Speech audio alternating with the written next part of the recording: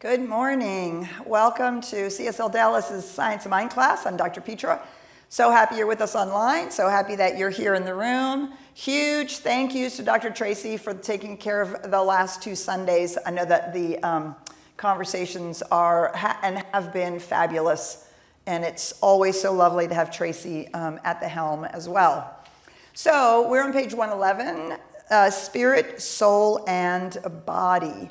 Remember that as we take a look at this, Ernest Holmes was writing in the time period where the term man was used to mean every man, every person, mankind, or humankind.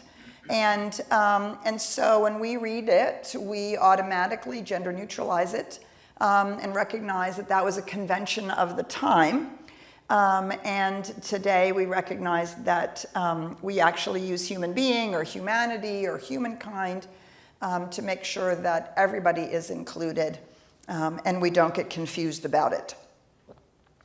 So this chapter is a great chapter that helps us see how all the exploration we've been doing in the nature of reality, spirit, soul, and body. For those of you who have been with us, we went through those chapters earlier, right? And we were talking about the nature of reality, the nature of the one infinite reality, the one, the whole, all the ways in which people talk about that, the way, the Tao, God, that infinite universal reality, the spiritual and physical reality combined. And we've been talking about it. We were talking about it then in terms of how does the whole thing work? Just like we would in science today, we can talk about atoms and we can talk about gravity and we can talk about all the natural laws and natural forces. And then we talk about it, well, how does that work with us, right? How does that play out in our lives with human beings? We too are we too have gravity work on our bodies that hold us to earth, all of those kinds of things. And so this chapter really helps us correlate spirit, soul, and body from the macrocosmic point of view, the universal point of view, to if we are made in the image and likeness of the one, if we reenact the nature of the infinite, we're the place where the universe is showing up individualized, then spirit, soul, and body are also part of us. A description of our nature. Right? If that is the nature of reality as a whole, then that is also a description of our nature.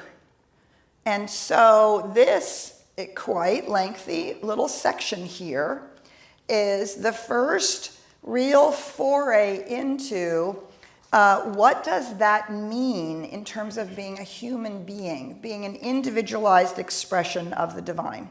And it is 7 pages long. Yeah, right? Partly because this is critical to us healing our sense of separation. Because what we normally talk about is our human nature. Well, you know, that's just the way it is. That's the result of my trauma, as well as my native talent. I was born a white female and grew up in such and such a circumstance, and et cetera, et cetera. And, and I'm an Aries. That should tell you something about me, too. I even often get my little ram horns. Sometimes I even get them here. And so we tend to talk about our human nature. And we spend our spiritual coin trying to bridge the gap between us and the divine.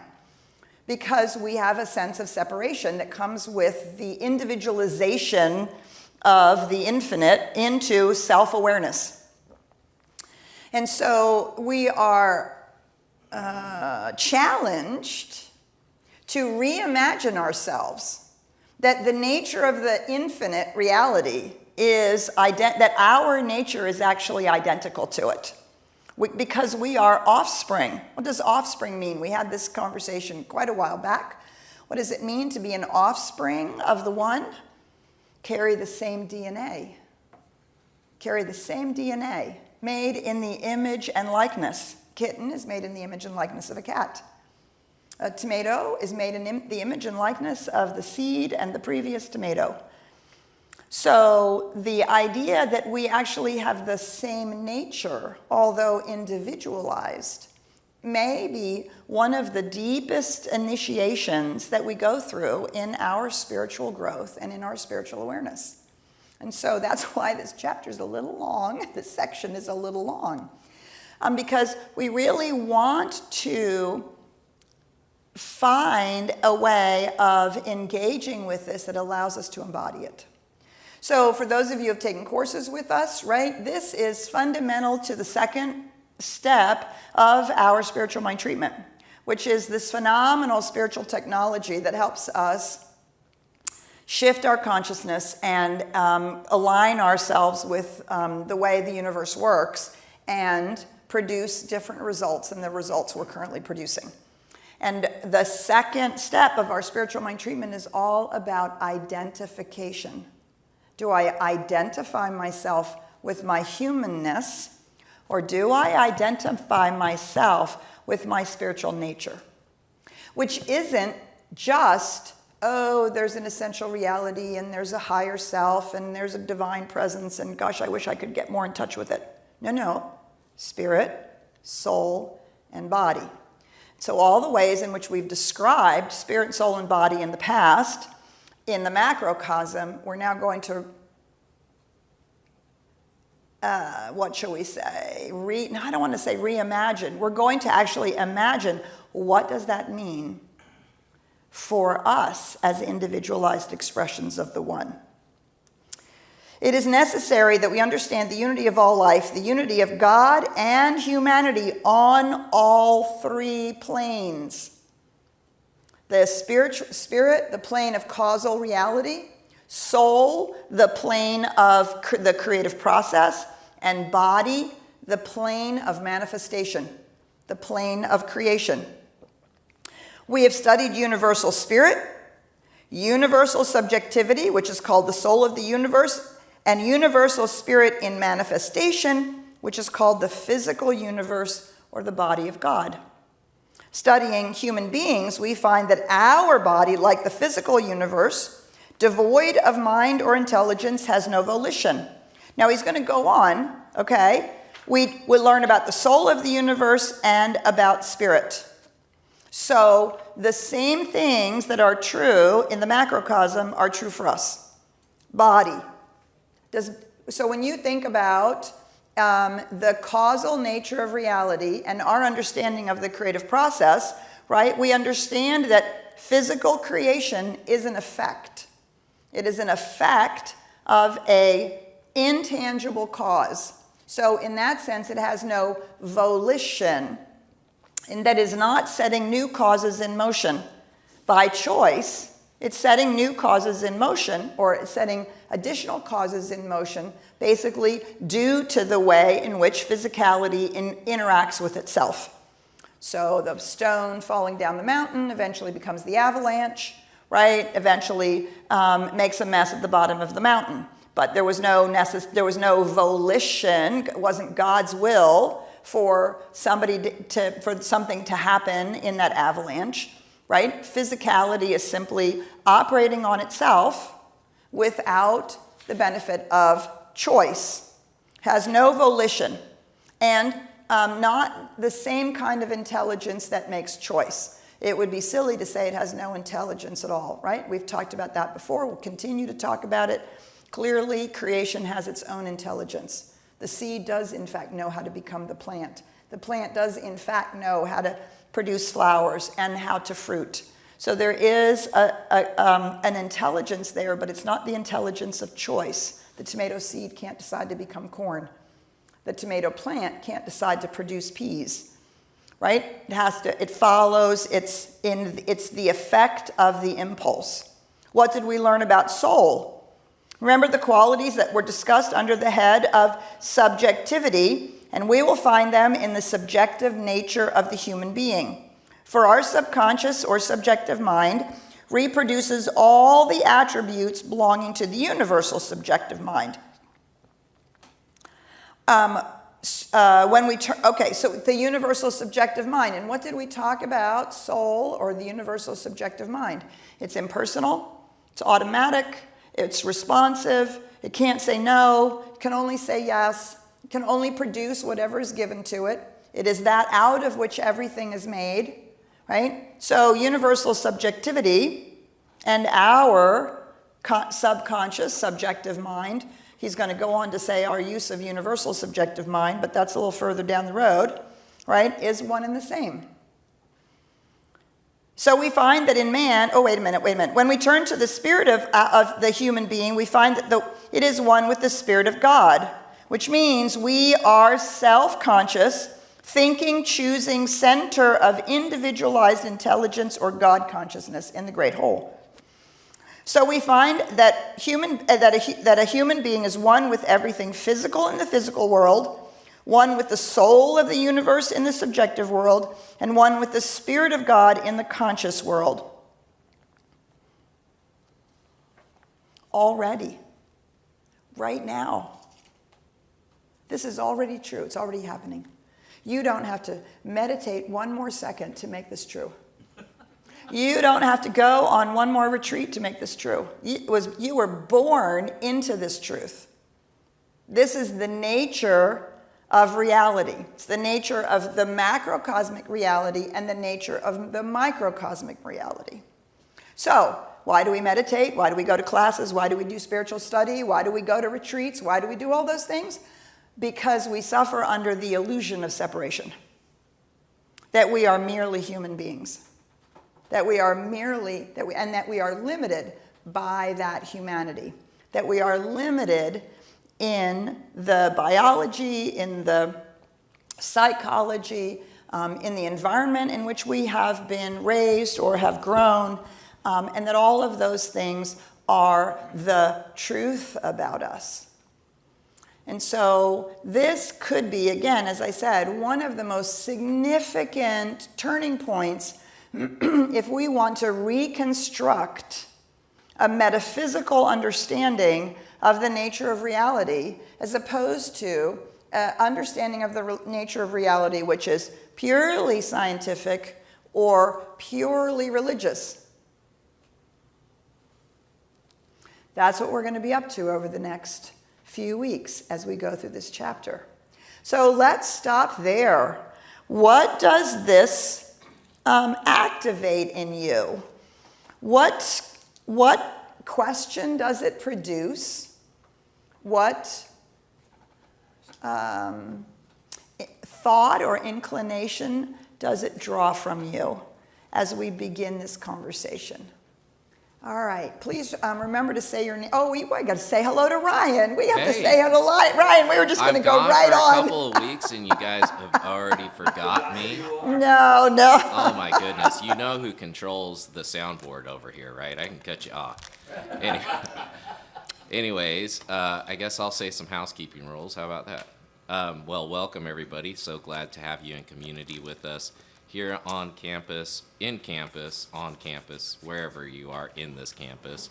And for all the folks joining us all over the world, shout out to the people who are watching us out in South Africa today. Yay. Good afternoon to you. I was going to say good afternoon, good evening somewhere. And we love to have you engage with us, and there's a couple ways you can do that. For those who are here in the room, go ahead and raise your hand, and the fabulous rock star Patrick will help by bringing a microphone over to you. For the folks I'm waving at right now, you will be on camera. If you don't like that, you can always move over here to my left. And for the folks here on Zoom, we'd love to hear from you as well too. And you can do that by hitting the raise your hand icon located down below, either under the More tab or the Reactions tab. And all of the folks on Facebook Live, we'd love to hear from you as well. So make sure to put in the comments your questions, and we can bring that into the room. So I know that we have a question up here. Just go ahead and say your name and what your question is. Good morning, everybody. I'm Keenan Taylor. Good morning, Keenan. Petra. Here's my question. Yes. What is the source of the illusion of separation? the awakening of consciousness. So we can say a whole lot more about that. The philosophical argument goes like this. If there is a oneness, if we stand on the idea that everything is a part of a whole, and there's nothing outside the whole, there is no way for the whole to experience itself, because there is nothing that is not itself. So what it experiences is isness. Simply isness. Isness. Simply being. But there is no way for it to experience anything other than being, because what allows us to experience self? The differentiation between self and not self. I experience self because I'm sitting over here and you're over there. And I'm not the tree, and I'm not the molecule, and I'm not that, and that, and that, and that. Therefore, well, what am I? Who am I? Without that, there is no opportunity for the infinite to actually experience itself as a self. Now, this is one of the deep places where I don't always agree with Ernest Holmes. And you get to do that, by the way. Please feel free. He's not God or guru or somebody that we bow down to and follow slavishly, right? But this is the philosophical argument. And so in Science of Mind, we understand the story of the Garden of Eden, the moment of eating of the tree of the knowledge of the fruit of the tree of the knowledge of good and evil. In that moment, separation was available. Because what was available is the opportunity to make a choice between two things. You can't make a choice between two things when there's only one thing. Right? It's impossible. There's no way. So therefore, there's no opportunity for choice. So there's no opportunity for being to actually be aware of itself. So the fall out of the Garden of Eden is actually a really spiritually, mystically amazing exploration of the growth of consciousness through evolution to the point where a being actually can see itself as separate from creation. And Science of Mind and many other traditions and New Thought traditions, also, as if you'll recall from a few weeks ago, the whole idea of intelligent design from how does the universe get created, right? Is for consciousness to evolve an organ, right? A physical expression that is capable of self-consciousness. For that, the illusion of separation is required. So while many of the Eastern spiritual traditions make this sense of separation bad, wrong, something that's a problem, in the Science of Mind, we understand it's necessary. It is necessary for the awakening of consciousness, which is also why we say it is a sense of separation. It's not actually a separation, because we're one on the side of spirit, one on the side of soul, and one on the side of body. But we have to experience this sense of separation so that self can emerge, so that self-awareness can become conscious and can now observe consciousness. So self-awareness, the sense of separation, is required in the individuation of the one. That's why we call it an individualized expression of the whole. And without that, oneness is simply ising. And simply ising. Right? Simply ising. And there is nothing in which for it to see itself. And so, along with the Hindus, we believe that the entire evolutionary process from the beginning to now, and obviously not just on planet Earth, God knows where else self-consciousness is revealing itself, and we don't know until we find out where that is.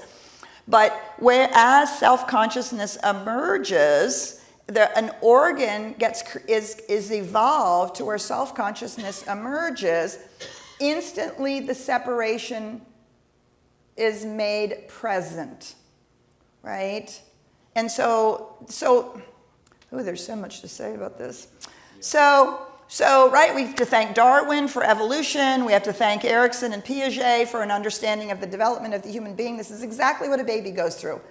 They say 9 months in, 9 months out. You carry your baby 9 months on your body because they actually don't know that they're separate from their mother. They don't know that, right? So all the development of a child, the terrible twos is all about beginning to separate. Oh, that's not me. The terrible threes, I want, mine. I want, mine. Oh, the fours and fives, but you got to share in the sandbox. Well, but I don't want to share.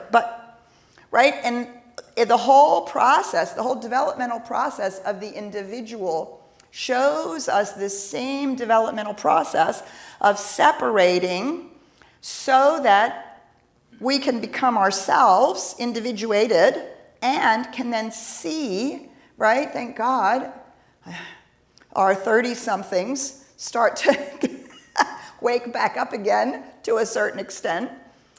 So the answer from the science of mind point of view is this sense of separation is required for individuation. And it is not bad. It is not.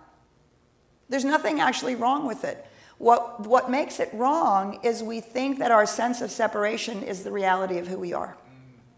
And that's what limits us.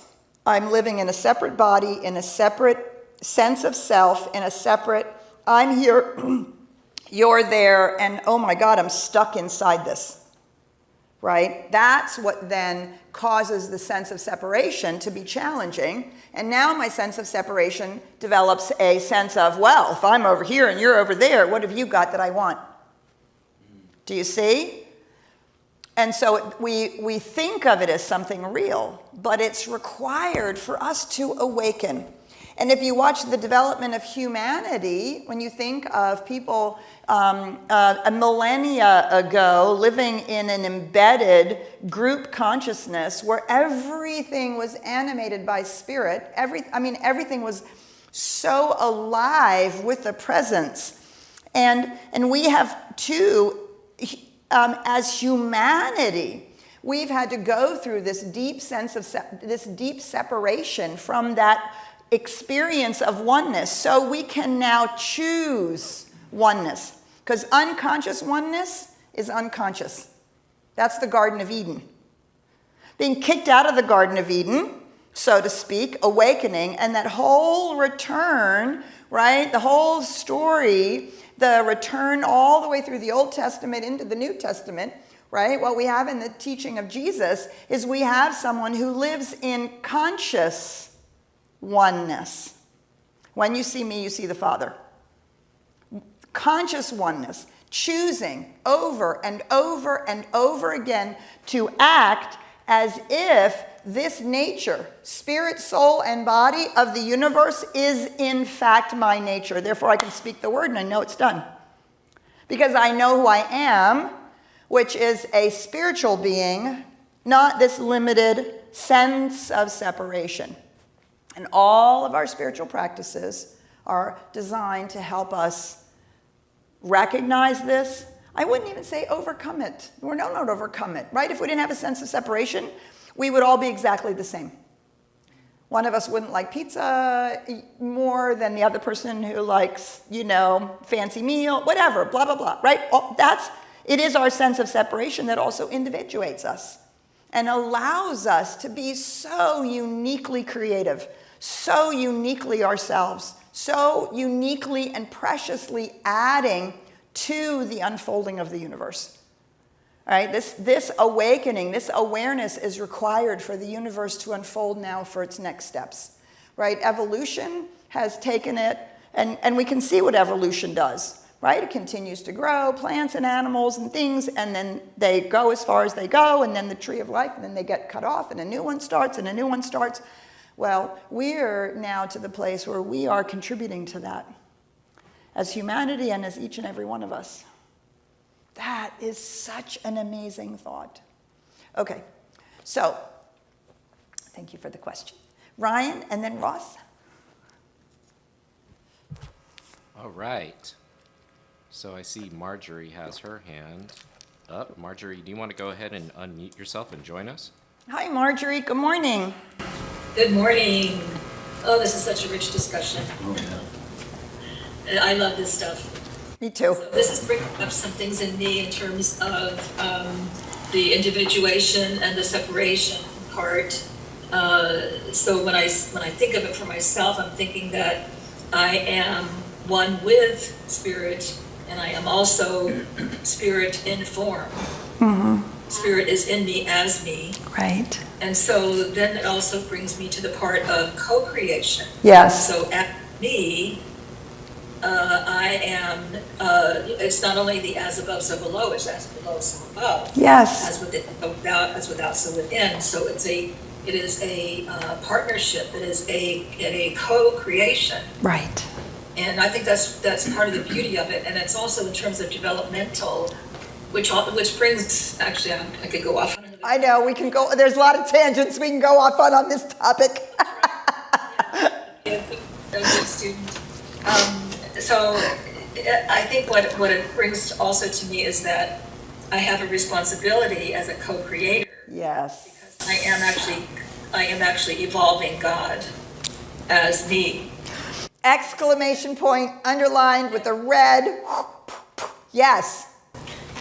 And then in developmental terms, it's that in terms of spiral dynamics or whatever, it's that making that leap to understanding that this, in terms of understanding it through the lens of science of mind or through the lens of fundamental Christianity, either any of those, any other way of looking at it, is the partial truth of each of those ways of looking at it. Right. So that I can say for myself as a religious scientist, in my family, I have fundamental Christians in my family, so I can, and on a good day, we can actually have a good discussion. Beautiful. You know, because we're both coming in open-minded to whatever extent we can, you know, and Right. it's a beautiful thing. So I think it was something where I think I might have been reading ahead because I looked up in the glossary about co-creation, and he does speak a little bit later, further on, about it's a thrilling experience. Yes.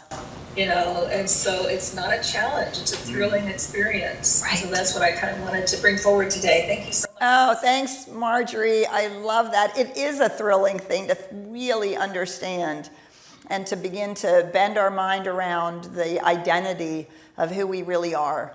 Thank you so much. Beautiful. Ross,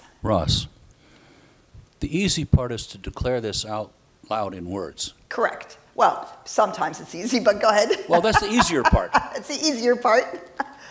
My sense is there's an experience of this that's deeply felt. And the question is getting from here, the declaration out loud in words, to feeling it and experiencing it.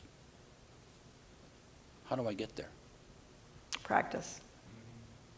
Practice. And I will tell you, honest to God, this is the honest to God truth. As much as I've spent years and years and years in lots of meditation, had a fabulous meditation teacher. I have studied and read and more books than I care to count. And I will tell you that it is the practice of spiritual mind treatment. Every day.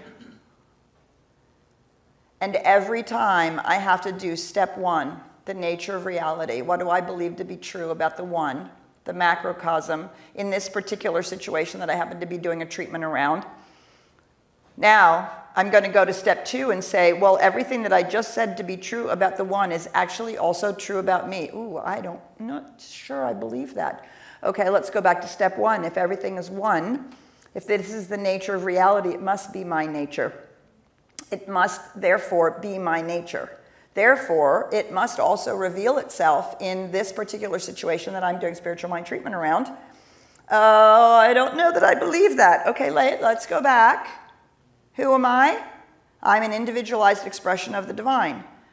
Okay, what does that mean? Well, these are the qualities and attributes of the divine, which I'm reminding myself of because they're present where I am, which means that's also must be present in my life in this particular situation. Whether I see it or not, I know that it's there because it's all part of the oneness. Do you see? This process, which I think of as like this figure 8 process, that we sometimes teach spiritual mind treatment as this very linear thing, which is great. Just like you learn the scales on the piano, you have to learn them exactly the way your teacher teaches you. But then you start playing, and it is the working with it. Well, so that's the first thing. The second thing is, how do I imagine this? Well, I had a practitioner teacher, Ernie Forks, bless his heart. We would get our spiritual mind treatments back, and it would be big red mark, no duality, no duality, no duality. I was like, oh, God, because you couldn't say with, you couldn't say part of, because that's not oneness. So how do we imagine? I spent years working on, okay, if we are an individualized expression of the one, and if so below, if as above, so below, there must be things in nature that will begin to help me wrap my mind around this. So in my practitioner class, we spent a lot of time on this, and we finally got the gold star when somebody came up with the metaphor, well, if the oneness is the diamond, and spirit is the light that is flowing through the diamond, each one of us is a facet on the diamond. You can't actually remove a facet. And when it's cut, when a diamond is cut, right, it has planes on it. When any gem is cut, right, you cut it, and so it has planes. So it has, shape. So you get the typical diamond shape, or you get a oblong shape. Those cuts, right, when you shine a light through a diamond, those cuts refract that light differently. Each one of them refracts the light differently, comes through the diamond differently. And yet you can't, and you can point to the facet. This facet is this big, it's over here. The light comes out of it a little more blue than it comes out of the facet next to it, or the facet next to it. But you can't actually remove the facet from the diamond. If you shave it off, you just have another facet, right? So to try to bend our mind around this. Okay, so that was good. That worked for a while. I was like, okay, but I'm not really into all of that. I'm into nature. And so for me, just for me, one of the metaphors that really worked was individualized expression of the one is like being a leaf on a tree. The tree is always there. The sap is always flowing. I thought of the sap like as that which is moving, the creative medium, and then there's a leaf. And if it's a deciduous tree, if it's a tree that loses its leaves, right, then that leaf falls. But the next year, there's a new leaf. The leaf grows again. So where that leaf comes out, that doesn't go away, but the form of that leaf is new the next time, right? And so that leaf is an individualized expression of the tree. Okay, right? We know any physical analogy, if we push it too far, it is going to break down, right? And we just know that. So we just, But that began to help me go, what does it mean to be an individualized expression of the one that has a sense of separation? That sense of separation is for a reason, and yet I'm part of the one. I am the one. I loved what Marjorie said. I am the one co-creating, individualized as, right? And so this is why we do classes. This is why we have metaphors, and we study, and we talk with each other, and we do the practices so that we can begin to embody it. But it starts out as an intellectual, well, wow, that's interesting. I have a friend who said, I don't know whether it's true or not. Well, I'm just going to pretend it is. I'm going to act as if it's true. Right? And then we start dripping, and we start working, and we work. Is there an emotional state that goes, is it possible to feel the connection to spirit? And not if you think of it as an emotion. It's not an emotion. I don't have a word for I use the word sense, sense. right? And I would say yes. Thank you. Absolutely. And and one of the ways that I talk about it is to have double vision. We have a comment over here. Mary Grace has a comment.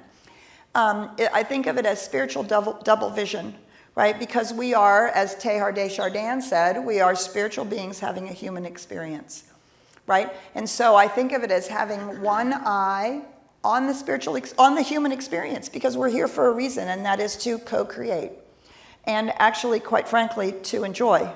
This is the universe's playground, or there's no reason for it. This is the way life is expressing, and barring human interference, it generally expresses in this constant, verdant flow of life, growing and moving and beautiful, whether you're in the desert or in the ice fields and everything in between, right?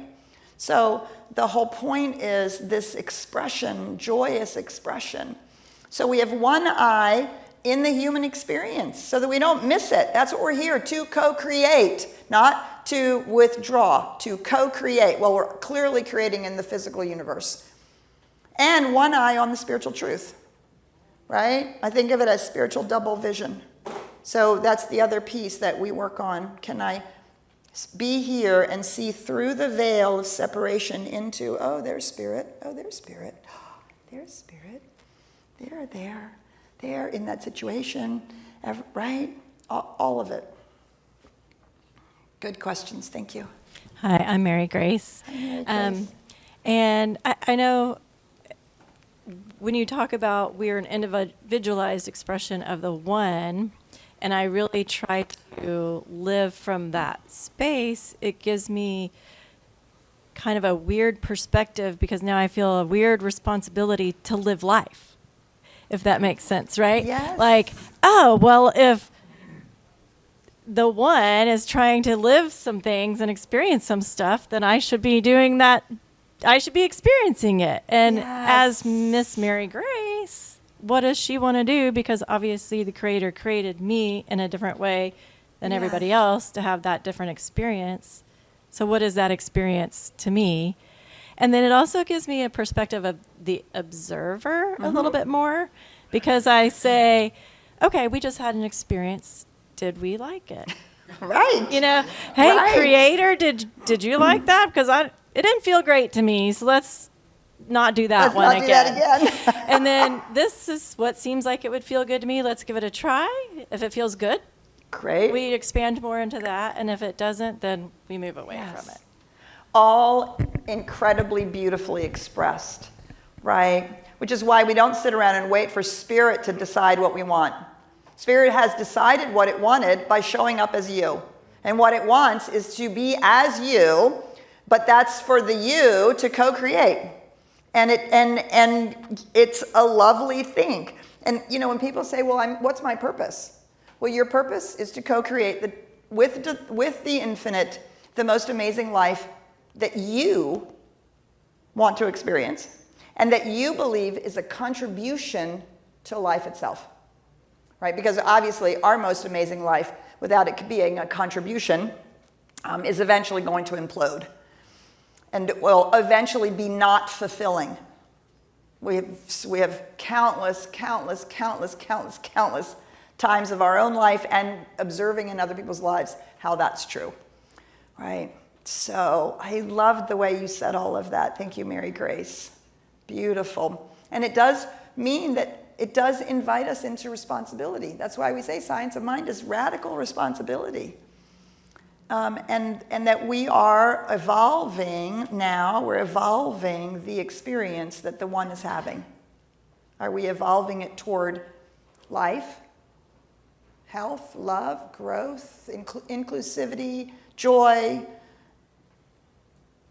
contribution, uplifting everything? Or are we evolving it for myself, for my own benefit, not caring about the impact, all of those things, right? And it's so funny how this deep recognition of who we are, which many people who are not part of New Thought think of as extremely selfish. If we're really doing it from this point of view, it immediately expands us into making an enormous, beautiful impact in the world. Yeah. Ryan. Well, before we close out today, I just wanted to mention that coming up this next weekend, well, Sunday, I should state more specifically, you have an amazing workshop that's going to be kind of going over how science and spirituality actually meet in the middle. And so I just want to invite everybody. This is an in-person only event, so you have to be here at CSL Dallas to attend. But it is something I think that you will actually, no, it is hybrid. So I thought it was hybrid, but it still says on the website in person only. So if we're game to do it hybrid, I'm happy to do it hybrid because I would love for people to be involved. I've had that question a couple times. Yeah, we'll update the website so it does say that. But there you go, Bobby. regardless. If you're listening, if you're over there in Virginia listening, we have clarified that it is in fact hybrid and you will be able to sign up for it. Yes, but it is a really interesting Yes. subject, and we're bringing things like neuroscience together with how does this integrate into what the ancient wisdom of, the Right. Gnostics has brought to the forefront. Right, and admittedly, right, it's going to be tapping in. If we're going to do all that, we're going to do we're not doing a deep dive in any one of them. We're going to see how much of new science is meeting where the mystics have been sitting for a really long period of time. That's next Sunday. Yeah, next Sunday at 1 from 1 to 5 Central Time. From 1 to 5 Central Time. Jim. Is there any chance it might be recorded for those of us who can't do either one of those? Probably not. Probably you gotta not. be here for that, Jim. in Yes. order to get So, it, but we'll you do it gotta- again. We'll do it again. Yes. So not to worry. Yes, not to worry for those. We Yes. do them almost every year. We have Right. Mm-hmm. fun and interactive workshops like that, so please attend. And one that's coming up that I absolutely love is Change Your Thinking, Change Your Life, which is a fundamental course that you can take. It's really giving you the foundation of what science of mind is. And that course is going to be starting here in July. So make sure to visit our website, CSLDallas.org. You can look under the education tab, or you can feel free to browse the events on there as well. And that's online only, right? Yes. And Carol Merlot is an amazing teacher. She's amazing with the material. She's a much better online teacher than I am. She's really prepares it for the online experience. So whether you're in DFW or not, it's definitely worth taking. And that was all that I really wanted to bring up. So any last words? Happy Juneteenth for those of you who were celebrating it on Wednesday. We do have a bit of a celebration of Juneteenth this Sunday as we graduate two of our young men who have been with us for quite a while in our Joy Village, graduating and going off to college. So don't miss it. And we'll see you at the celebration. We'll see you very soon. Bye for now. Yes.